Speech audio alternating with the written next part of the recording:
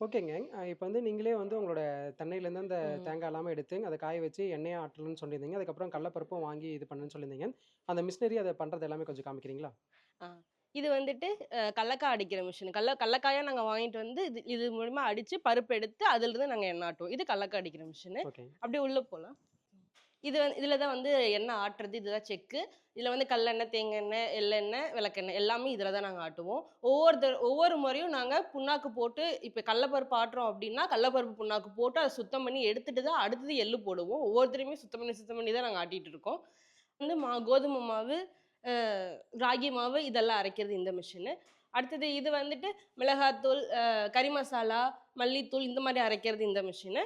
அடுத்தது இது வந்து மாவாட்டுறது. மாவாட்டிக்கலாம்.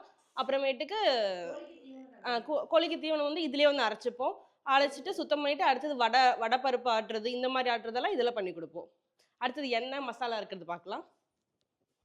ஸோ நம்மகிட்ட இந்த மாரி தான் பாட்டில்ஸ்ல புடிச்சு குடுப்போம். 1 லிட்டர்ல இருக்கு, 1/2 லிட்டர்ல இருக்கு, 300 எம்எல்ல இருக்கு. இந்த மாரி பாட்டில்ஸ் போட்டு இந்த மாரி தான் பேக் பண்ணி இது வந்து ஓப்பன் பண்ண முடியாது. சீல்டா தான் இருக்கும். கிளீனா பேக் பண்ணி தான் உங்களுக்கு குடுத்துடுவோம்.